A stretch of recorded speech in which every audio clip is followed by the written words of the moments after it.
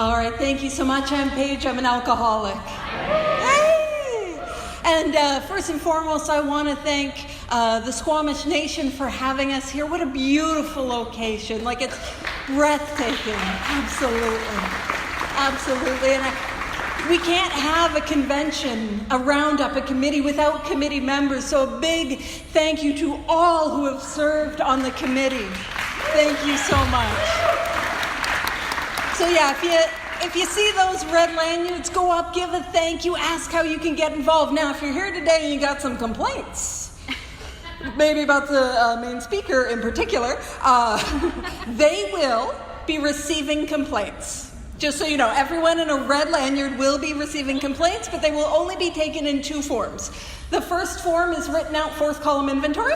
That's the first one. The second is with an automatic enrollment in next year's committee. So make sure you go get involved.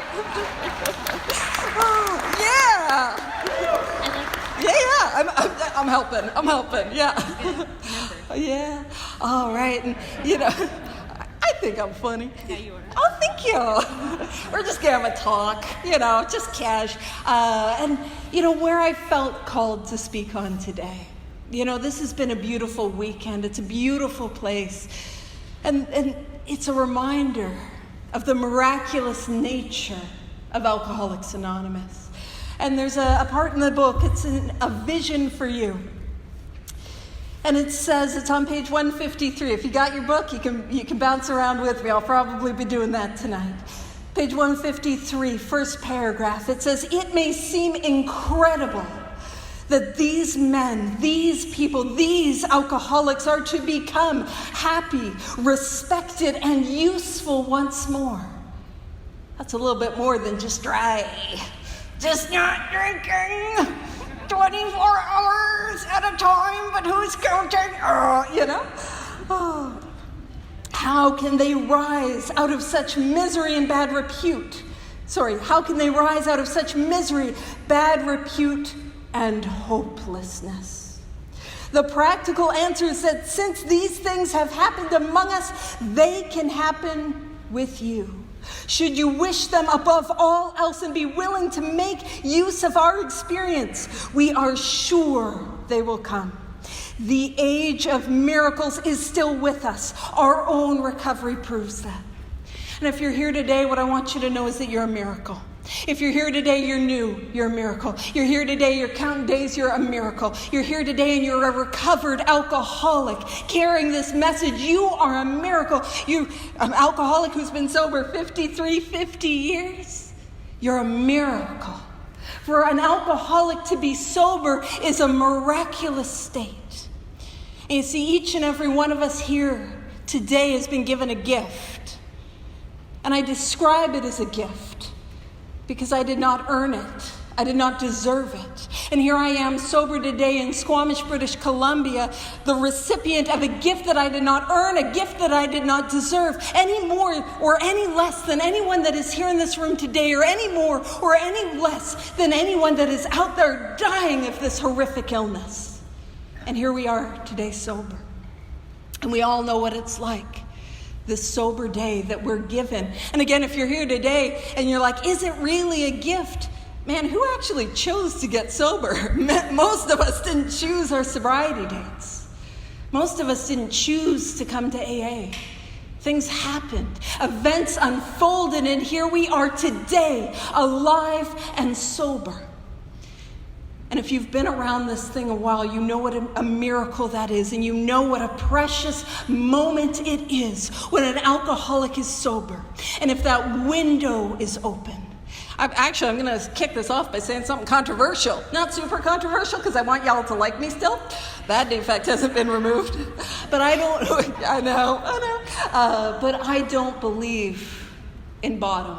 I don't believe in rock bottom.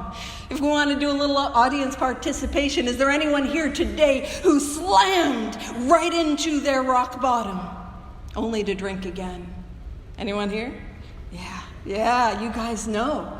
And see, I don't think bottom's a place. What I think happens is the illness of alcoholism tears away from me everything worthwhile in my life until I'm in so much pain that a window of willingness opens up. And I'm willing to take actions that I don't want to take. I'm willing to do things, a course of action that's outlined in this book that goes against all my natural instincts. I'm willing to do something different. And if you're here today, there's a chance that your window is open. And if you're here today, you know what it's like to see people come and go. And maybe you've experienced that coming and going. Man, it is a miracle to be here and alive and sober today. And so much more is possible. It is a miracle. Now, do we got any? Well, I figure Monday Night Big Book, my new honorary home group. We got some big book nerds. Do we got some big book nerds? Yes. Yeah. Woo! My homies, I love you. All right. And so if you're a big book nerd, you might be doing this thing which people love. It's called actually. No, they would never at Monday Night Big Book. Come on out. I hear it's out on a Monday night. They go through the big book. I've not been. Honorary home group. All right. But if you're here today and you're like, actually, Paige, in Bill's story, it says a price had to be paid. That doesn't sound like a gift. But the price that had to be paid was destruction of self-centeredness. You see, the price that I am paying to receive the gift was a part of the gift all along. But if you're here today and you're like, man, why are we talking about miracles? Why is that sort of where Paige's little undiagnosed ADHD brain is bouncing off the walls? Like, why are we on this? Well, I don't know about you, but when I came to Alcoholics Anonymous, I didn't think I was an alcoholic. You know what I mean? And I came and I did this thing. And I know you guys in Squamish would never do this. And it's called judging the speaker. You guys, never. But I would sit and judge the speaker, especially in the back row. Love you. I'd be like, oh, gosh, her? You know, like, oh. And I would listen to some jerk like me natter on, for way too long. I got the timer going. I check. Got the timer going. But I'd listen to some jerk like me and I'd think, whoa, I'm not as bad as her. You know? And then the next person that would share, I'd be like, whoa, I am way worse than that guy. And you see, I came to Alcoholics Anonymous with a whole lot of andas. You know, I'm an alcoholic anda. Oh, and I showed up with yeah buts.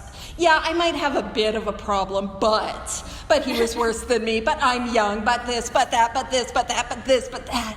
And I was looking for all the ways I wasn't like you, all the ways I didn't fit in, all the ways I didn't belong, and I would compare the consequences of our drinking. And I'm like, no, I'm not like you. No, I'm not like you. But there was something in me that desperately wanted to belong. And what I heard was on page 44, first paragraph, page 44.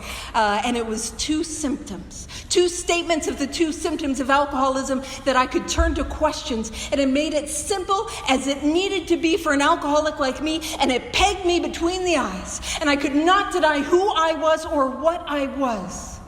And that allowed me to grasp a hold of the hopeless nature of alcoholism.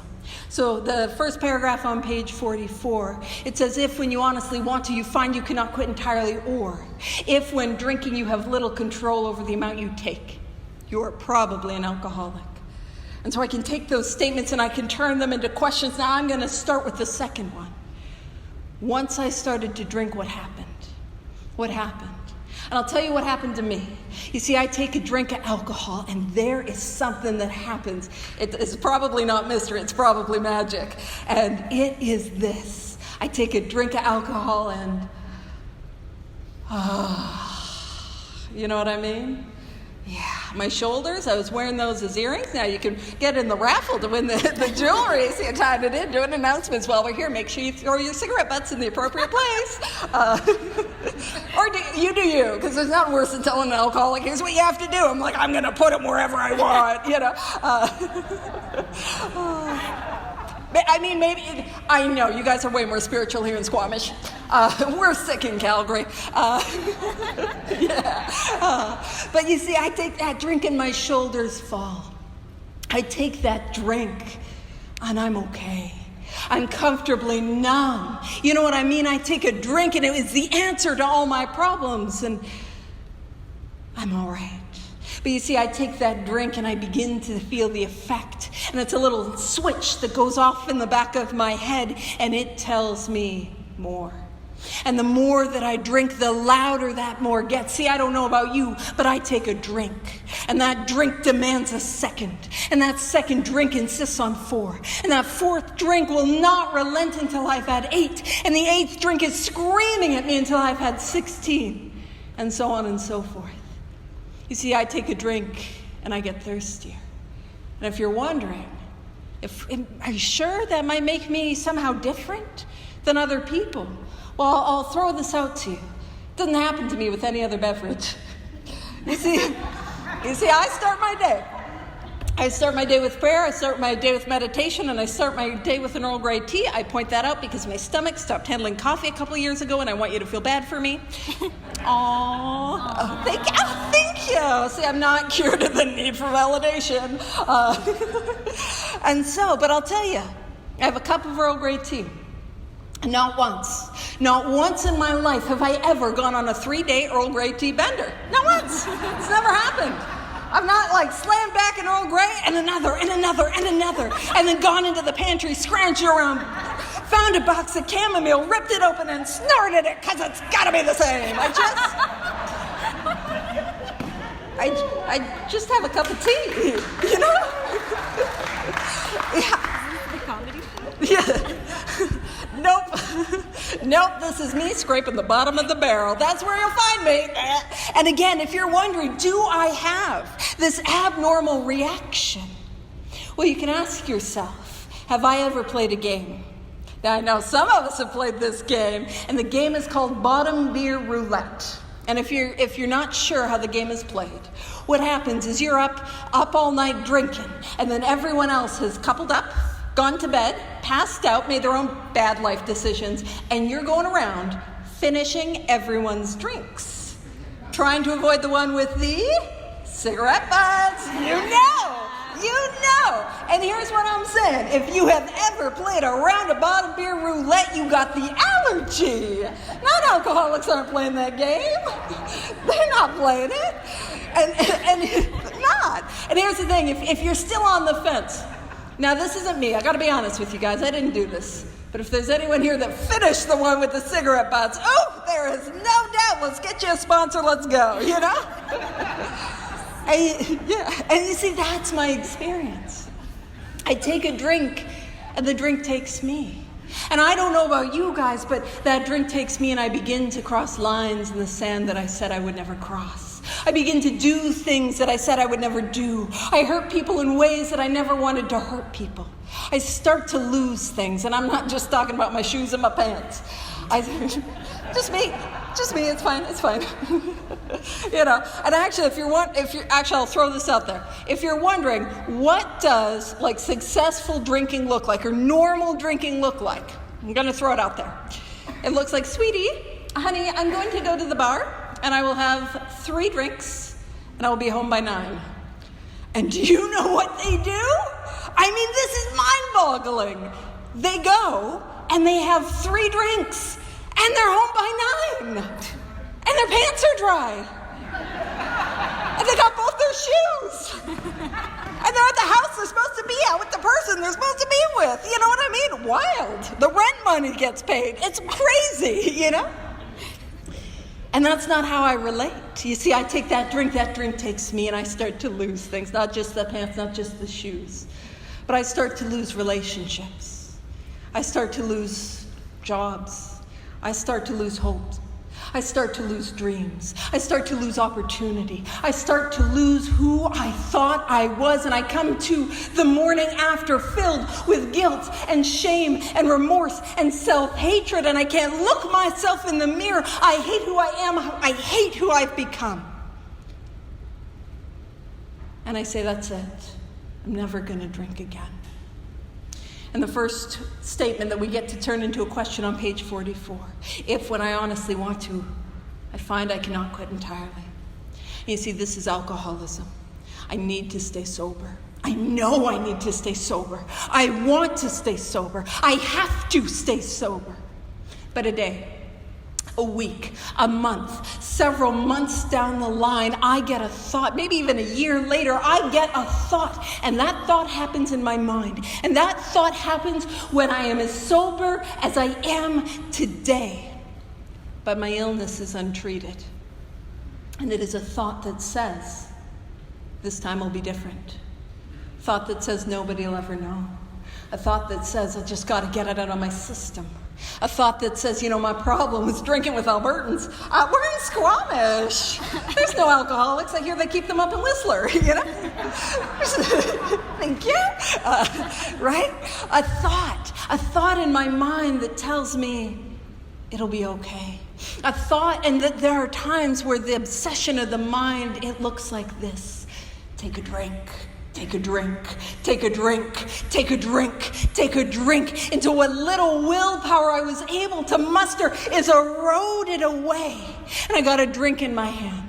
And just as much as it's that, is I'm out there living my life, no intention of drinking, and I got a case of the suddenlies. And I'm drinking and I don't know what happened.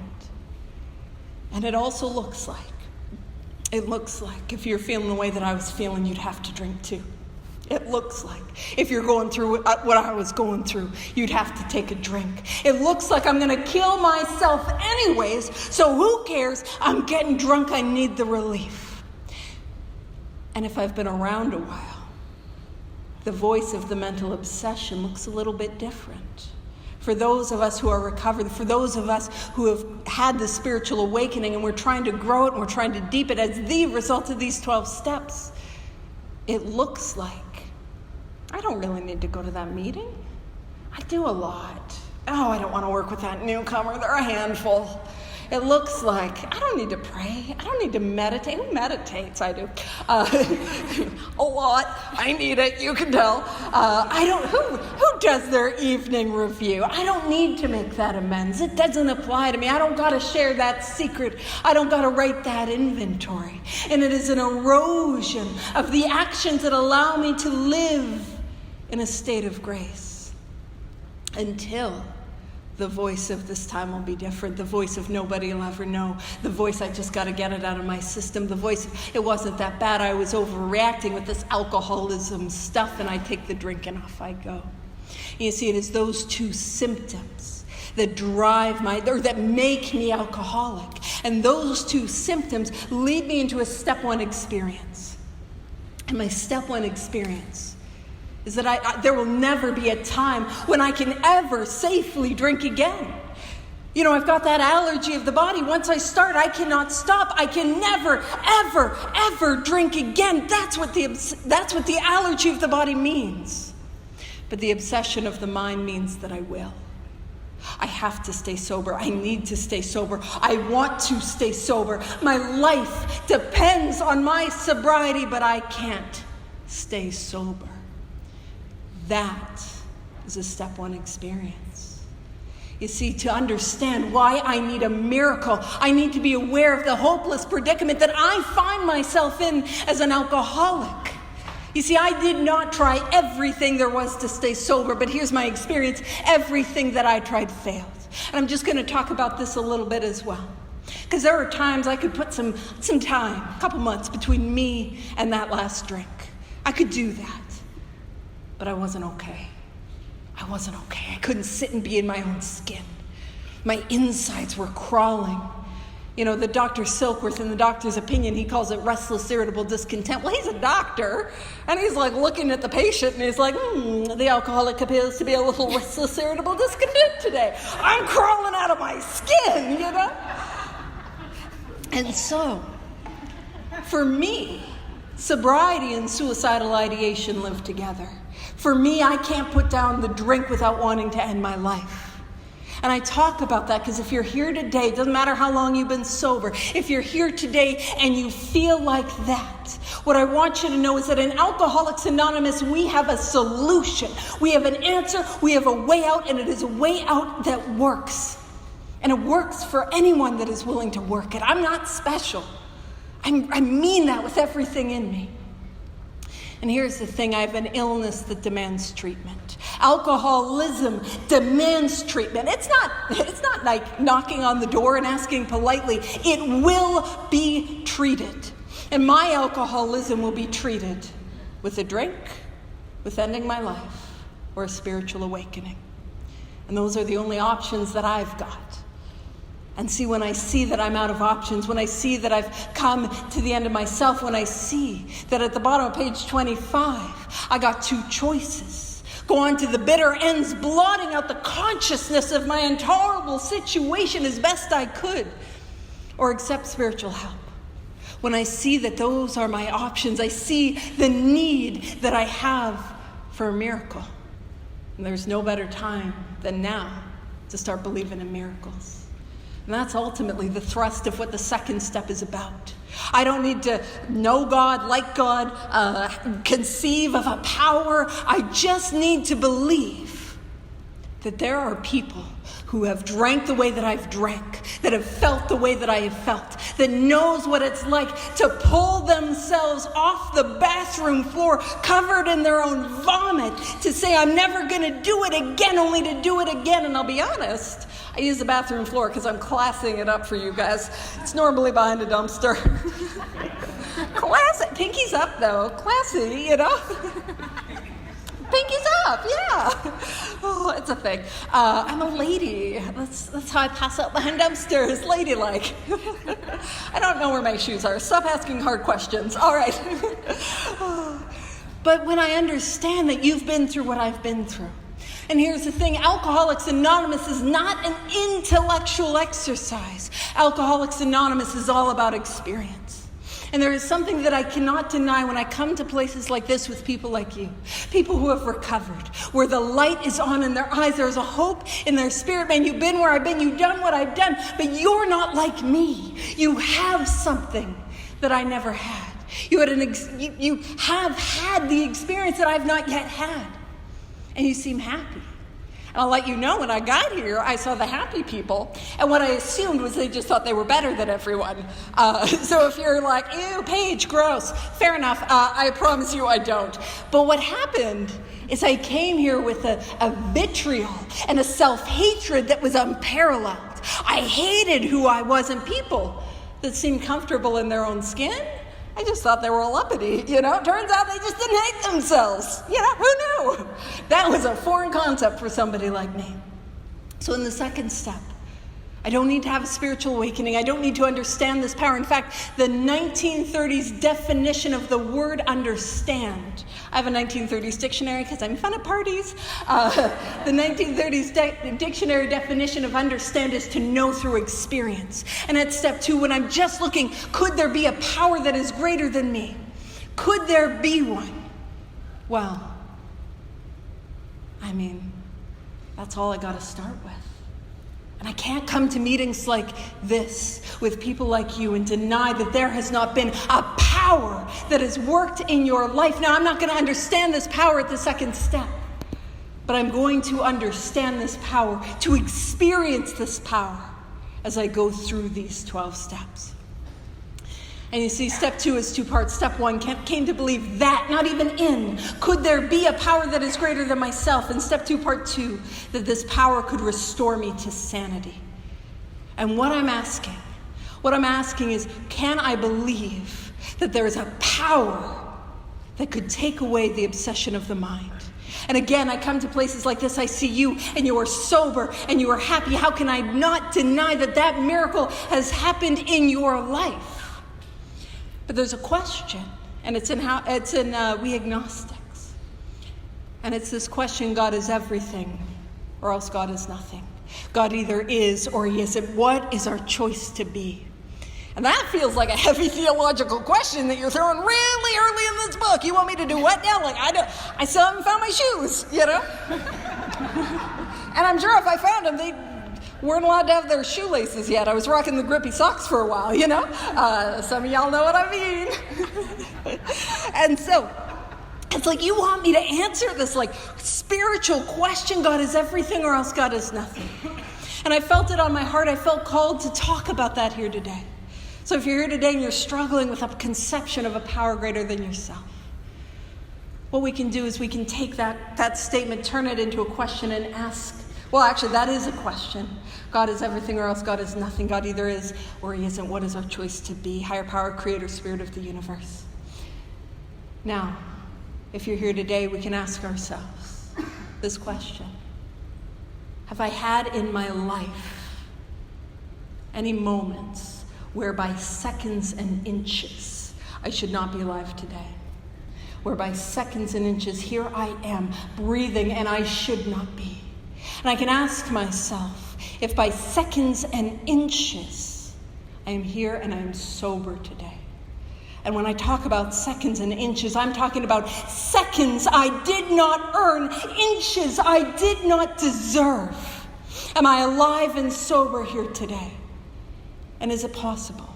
Is it possible that there could have been a power behind that? And if you're here today and you don't have to participate if you don't want to, but if you want, you can close your eyes. I'd like to ask yourself if you've ever had any moment of connectedness, a moment where a peace and a presence came over you. Man, maybe it's the sun like radiating off the sea. Maybe it's, when the waterfall, the light hits that waterfall and it's got that pink glow. Maybe a moment late at night where you see the stars, the Milky Way.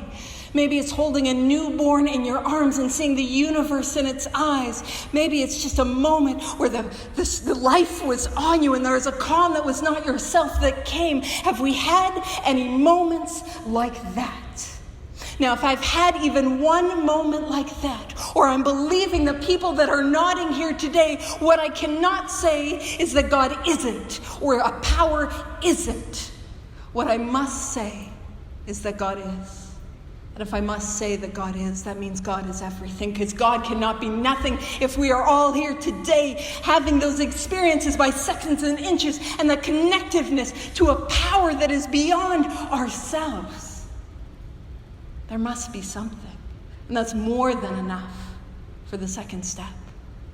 Now that third step is simply a decision. And I say simply because just is a little unfair. It's simply a decision that will enable our will and our life to get turned over to the care of a power beyond ourselves.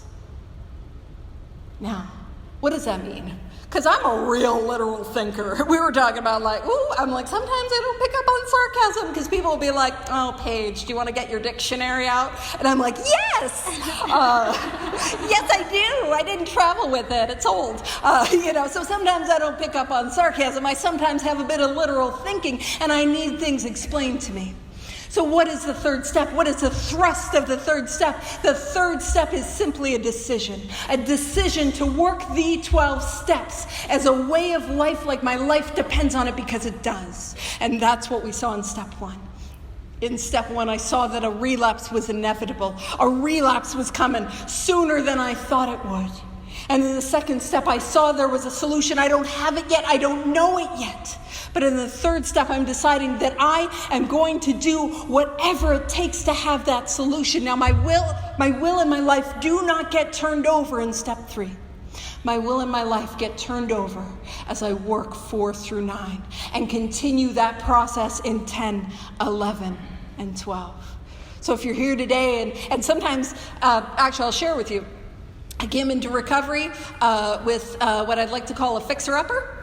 I want to change him, fix him, and that's a little unfair. I called it a relationship. What it was is a dumpster that was on fire, that was careening off a cliff towards mutually assured destruction, that I called a loving relationship. I know you guys don't get involved in any of those, but I was in one of those, woo! And, right?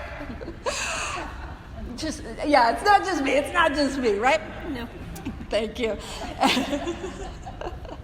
And so that's how I got here, and I could make a decision, but unless I follow that up with action, I won't get there. And you see, I need to take the action of 4 through 9 and continue it in 10 and 11 and 12 to experience the solution And so, the third step, that's what the decision is. Now, when we talk about our will in our lives, a lot of times in the rooms we talk about our will as our thoughts and our lives are our actions, but I think, now Sponsy pointed this out to me, I think it might be more appropriate that my will is my actions and my life is the results.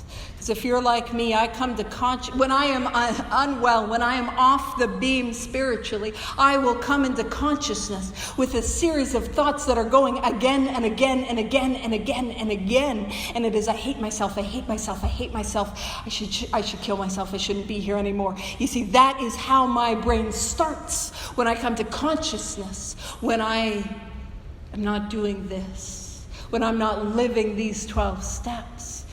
And so, if I turn my actions are what matters. My actions are what I have control over, and my thoughts will change.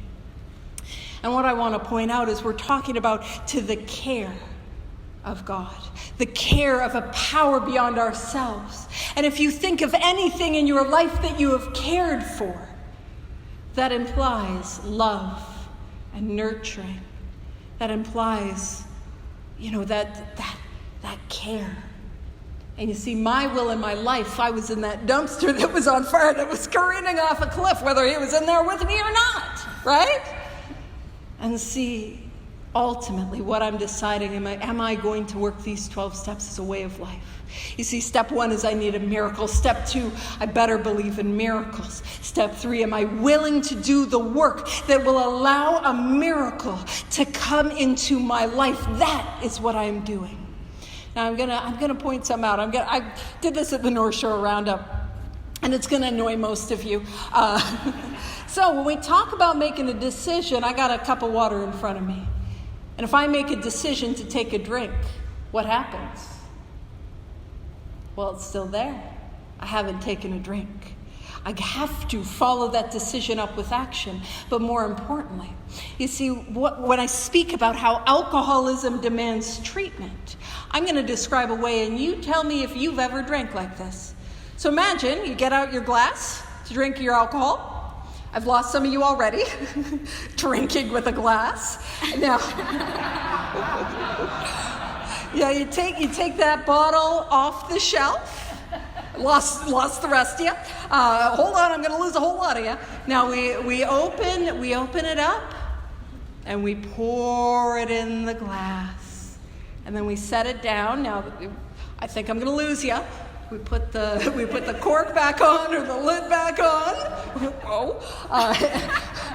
Whoa. And then, you know what this needs? It needs a little bit of ice. And so we go and we get that ice, and we clink, clink, clink. And, I'm just going to stir it around. And you know what it needs? It needs an umbrella, one of those. Just get a little umbrella and just take a little sip. Just a sip, and I'm going to set it down. And, let's talk about the weather. Isn't it lovely in Squamish? It's a little bit too hot for some of us. But it's, beautiful sun. And the ice then starts to melt, and there's a rim of water. It's just floating right at the top. Anyone here ever drink like that? Anyone here got a resentment at people that drink like that? Like, get it in ya, that's alcohol abuse. You're just, But you see, I come to Alcoholics Anonymous, and that's how I want to do my AA. I want to sip my Alcoholics Anonymous. And you see, if I sip my Alcoholics Anonymous, I'm not going to get the effect. I need the effect produced by alcohol just as much as I need the effect produced by Alcoholics Anonymous. And I've got to dive into this thing. I've got to go after this thing. I don't know what you got to do. I'm unwell. I've got to go after this thing like my life depends on it, because it does. Now, when we talk about the miracle that happens in Alcoholics Anonymous, it is not simply sobriety. You see, I come to that fourth step. And I got the privilege of speaking on the panel on resentments, and I come with these resentments that are eating me alive. I hate, and I'm angry, and I've been so hard done by, and I've been hurt, and you don't know, and I can't see past that pain, and I take a course of action that I do not believe in, that I do not think will help, and I begin to get free of resentments. And then underpinning each and every resentment is a couple of fears. And I begin to take those fears through a course of action that I do not like, that I do not believe in, that I do not think will help. And I begin to get free of fear. And I have a look at my relationship conduct. And I'm driven by a guilt and a shame and a self-hatred. And I develop a sane, sound ideal to move forward with in my life that I get to take to prayer. And I begin to change. And I get to take this into the fifth step. And you see, the fifth step is a powerful experience. The fifth step, it says, admitted to ourselves, to God, and to another human being the exact nature of our wrongs. And there's that word admit. Now that word admit, see, I like words. That word admit, it's got two meanings. The first meaning of the word admit is a bit of a confession. Like, I gotta confess, like I stole your car, I slept with your husband, and I peed on your carpet. A bit of a confession, right? And if you're wondering, I'm just kidding. I would never do those things. It was linoleum. See, there's that way to look at the word admit. But the other way to look at the word admit is like, let's say we're going to a Canucks game, right? Sports. Lions? I don't know. Sports. Or let's say we were going to the Squamish Lumberjack Games Festival. Yeah! Sports. Lager sports. Sorry, I got the name wrong. My bad. Which, if you're wondering, my bad is not how we make amends in Alcoholics Anonymous. But let's say we got a ticket for lager sports. Woo! We're gonna do the thing where the band races down the thing, and then we're gonna chop a tree. Woo! Sports! And so we got a ticket, and on that ticket, it's going to say, admit one. And so another way to look at that fifth step is a letting in of God, a letting in of another human being. And you see, I come to the fourth step, and I come to the fifth step with this darkness in the depths of my soul, and that's where the screaming was coming from. And I begin to let that light that is not me flow in. And a change begins to happen. And we know it is a miracle because in the fifth step promises, it says we are delighted. And that's also how we know that this thing is experiential. Anyone here ever think you'd be delighted after doing a fifth step before you've done it? Absolutely not. But what happens is I take that course of action and I begin to get free. The first fifth step that I ever did was when I truly began to feel like I was not so alone. But the magic of Alcoholics Anonymous, or let me say the miracle of Alcoholics Anonymous, the miracle of the fifth step came alive for me when I began to receive the fifth step of other alcoholics. And I began to sit with them. And what would happen is they would share with me the worst things that they've ever done. They would share with me the depth of their pain, the worst things that have ever happened to them. The secrets that they did not want to tell another soul. And what would happen is how I would feel about them would change. And not in the way that I thought. You see, I began to love them more. I love them more. Man, I'm a fall down failure, pissing my pants behind a dumpster sort of alcoholic, and I love them more. You see, I come here, and there's not a thing that I can do in and of myself about the obsession of the mind. I can't stop myself from taking the first drink. And when we get to the second step, we have a look at the bedevilments. Now, the bedevilments are describing that spiritual malady. And the spiritual malady, they're on page 52. The spiritual malady is what we treat in Alcoholics Anonymous. We treat that with a spiritual awakening as the result of the 12 steps. And it talks about a feeling of uselessness, a prey to misery and depression. I couldn't make a living. I couldn't be of real help to other people. Man, I hated who I was, and I could not do anything about that myself. And I come to the third step, and we talk about that selfishness, self-centeredness, that we think is the root of our troubles. I am driven by 100 forms of fear, self-delusion, self-seeking, and self-pity. I need to be free of that selfishness or it kills me. And I cannot overcome self with self. That's like bone on bone and it hurts. And I have a look at my resentments and I can't overcome them on my own. I have fears. I can't overcome them on my own. My relationship conduct. I cannot be who I need to be, who I want to be on my own. And I love them more. I love them more. And if that is how this silly little drunk from Calgary, but an honorary member of your home group, can feel about you, imagine how God, higher power, the creator, the spirit of the universe must feel about you. You see, there's not a chance that I am doing better than God. I desperately need this power. I'm not doing better than that power. I'm not bigger than that power. So imagine how this power feels about you. And what happens is I then get to spend a quiet hour with this power. And I get to have an experience in 6 and 7. And step 6 is about this willingness to have what I see be taken away. And the 7th step is I ask this power to take it. Now the 7th step prayer is powerful. It says, my creator. And if you think of anything that you created, it is made with care and attention and love. My creator, that idea that who I am in the here and now has been made with care and attention and love. I am now willing that you should have all of me, good and bad. It's not a get good to get God. It's not get good to get a little brownie point. It's not get good to get sober. There is a power that will meet me where I'm at. A power that will meet me in the pain, the suffering, the depression, the selfishness, the self-centeredness, in the suffering. This is a power that meets me where I'm at. I'm now willing that you should have all of me, good and bad. I pray that you now remove from me every single defective character, and it doesn't stop there. Every single defective character which stands in the way of my usefulness to you and my fellows. Grant me strength as I go from here to do your bidding. This is a power that is not begrudgingly accepting me. This is a power that wants all of me, not in spite of the things I've done, but because of those things, and will use me.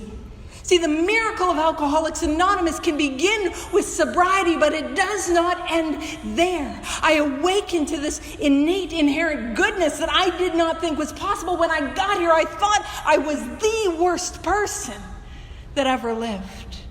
And I get to have a different experience. And I go out from there to make amends, to set right my wrongs. Now, if you've had the experience of amends, you will know how often a 9th step turns into a 12-step call. You know, when I get out of the way, I get to be used for others. I get to be of use to others. I get to be of use to this power. And I was useless when I got here. I wasn't bad. But I was up against an illness over which I could not possibly have any power, and I begin to awaken. And I get to continue this process in 10 and 11 and 12, and it is, and I get to. You see, the more that I take my inventory, the more that I can help you with yours. The more that I make my amends, the more I'm able to help you with yours. The more experience that I have to offer, the more that I can have my hand out to those who are dying, who are drowning of this illness, who do not know that there is a way out. And this is the miracle of Alcoholics Anonymous. It's on page 124. It's in the chapter "The Family Afterward," and it's Henry Ford. And it doesn't matter who said it, but if you're following along, it's the first full paragraph that starts with Henry Ford. Once made a wise remark to the effect that experience is the thing of supreme value in life, not intellect, not opinions, not ideas, but the experience that I have, not just with my alcoholism, but with the spiritual awakening. And I don't know about you guys, I couldn't stay well on one drink. I can't stay well on one experience. I can't stay well on one awakening. But also the experience with the program of action, which is these 12 steps, is outlined in this book. And it says experience is the thing of supreme value in life. This is the valuable thing. And it says this is true only if one is willing to turn the past to good account. We grow, and this whole thing is about growth. We grow by our willingness to face and rectify errors and convert them into assets. The growth that I have is based on my willingness to do the work that I don't want to do, which is rude. Nobody asked me about that.